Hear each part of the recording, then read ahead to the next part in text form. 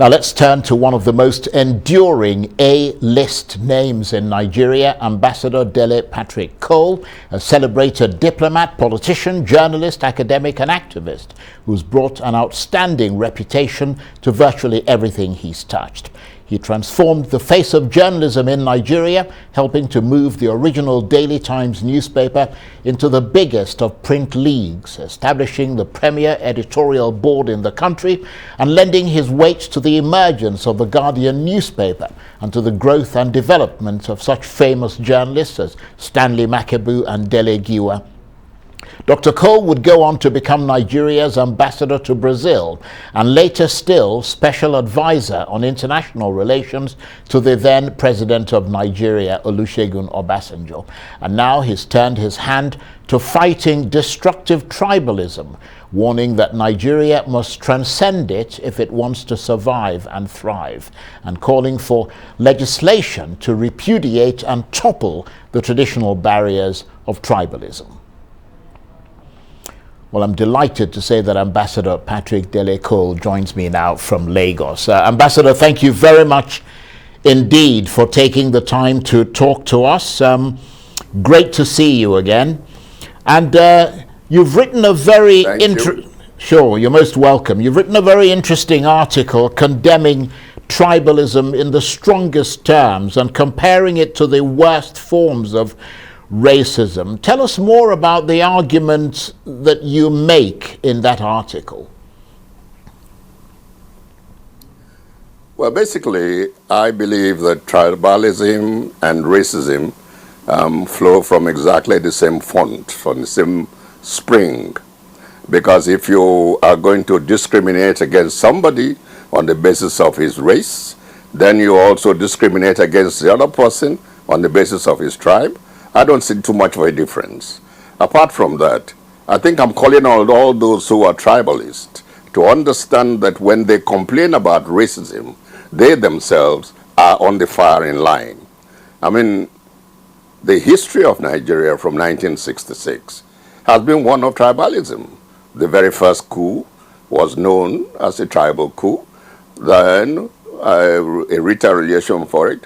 And all along from 1966 to 67 up till today, we still have this incubus that is blinding us from seeing our fellow human being as somebody that we should talk to, libate with, and encourage so as to reduce the tensions which tribal feelings produce.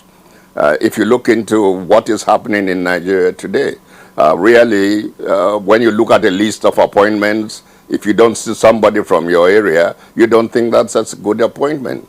And the difference between Nigeria, tribalism, and the racism in Europe is that in Europe, they have discovered that racism is bad and is evil. They have set up organizations and tribunals and various mechanisms to try and reduce it. But in Nigeria, we have no such institution to reduce tribalism. So that the first response which you get in any political discussion in Nigeria is really where do you come from and where do you fit into this tribal picture? Yes, that's a good point you make, and I think that's an important point because we've got elections approaching again, and we're seeing, in terms of the front runners, that same tripodal structure where, you know, you've got one candidate from the east, another from the west, another from the north, and so on. One of the solutions that you proffer to the problem of tribalism in that article is legislation. Tell us what kind of legislation you envisage and how you see it working. Well, at least we have all kinds of small institutions that have been set up that are not working as they should have worked. For example, we have the Public Complaints Commission, which should be a place you can go to complain that somebody from one tribe has discriminated against you. We have also something called the Federal Character Commission, which is an almost unconscious nod as to the importance of tribalism. But what has the Federal Character Commission done? Absolutely zip. He's not produced one line about any kind of preponderance of one group over another. And unless we tackle this matter in its entirety, each time we're going to try to hold elections, and it will be subsumed under the rubric of tribalism. It's not from my area. People from my area are not getting the jobs. How do I get, why should people from that area be the ones that are dominating? And even the kind of informal arrangements which we now have, which is the 6 geopolitical zones. Those 6 geopolitical zones, at least in 4 of them, those are mainly tribal groups. The other 2 are a mixture, but it's an informal arrangement. We should be clear in our mind that if we discriminate against somebody on the basis of his tribe, we are as bad as anybody who will discriminate against us if we happen to be in Europe or in the United States. Yes, that's a very good point, because we tend to all get our backs up when we talk about, white on black racism, but we forget about black on black tribalism. And of course, here we are heading towards the elections, a time when we try to hold the feet of the candidates to the fire and get them to at least promise things that we hope will make the country better. What do you suggest as far as the upcoming election is concerned and the issue of tribalism is concerned? Well, people have tried valiantly to pretend as if, well, you mustn't forget that we had military regime for a while, and military regimes can, by edict, claim that you are all Nigerians, but in actual fact, you are something else before you become a Nigerian.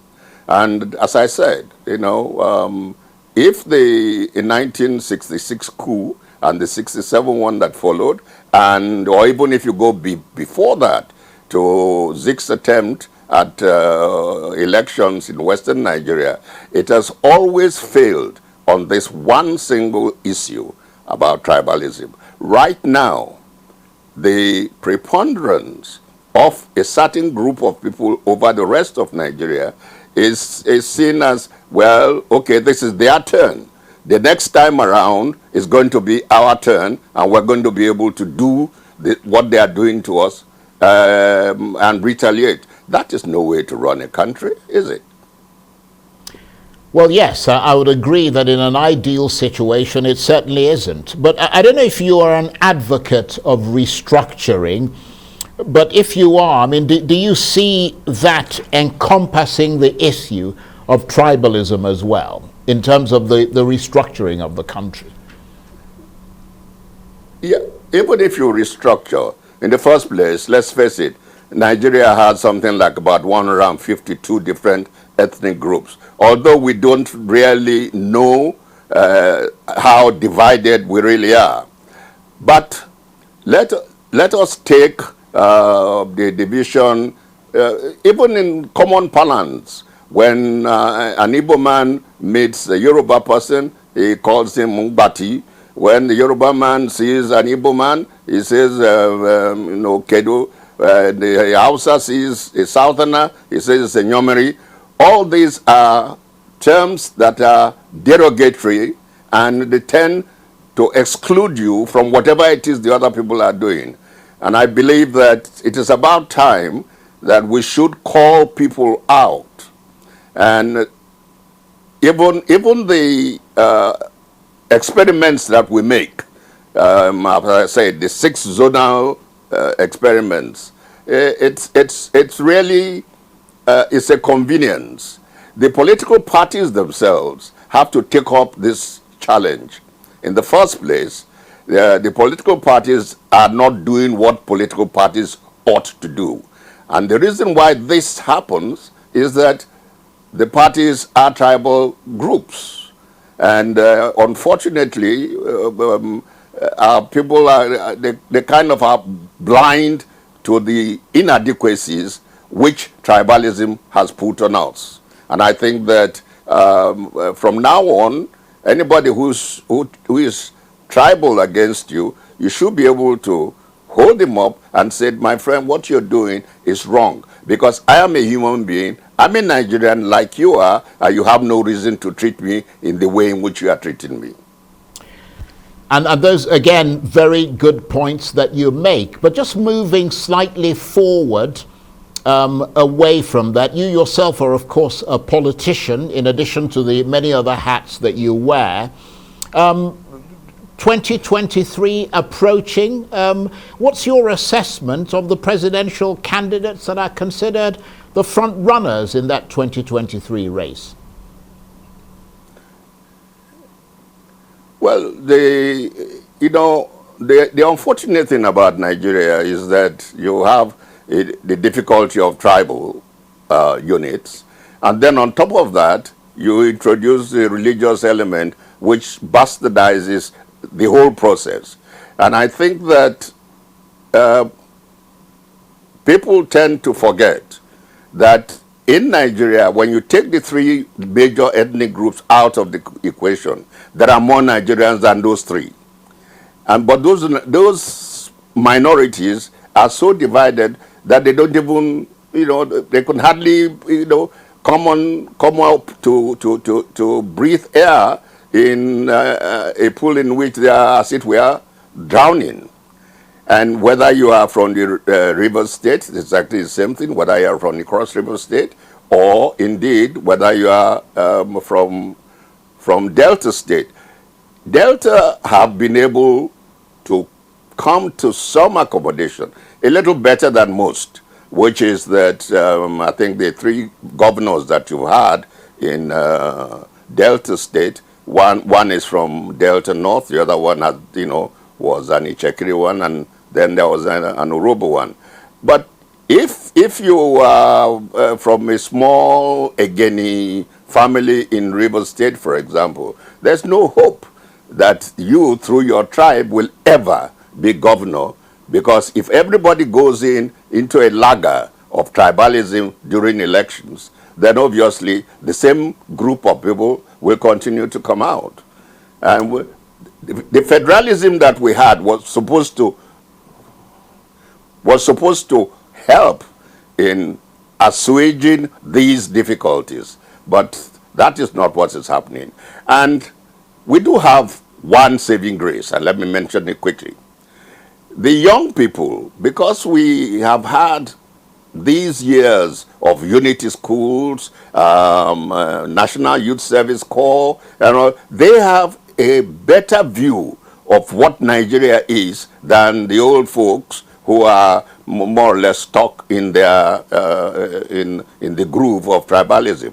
But even so, even the young ones, they themselves have to combine and see Nigeria as the prize for which they are going to give their lives and work for.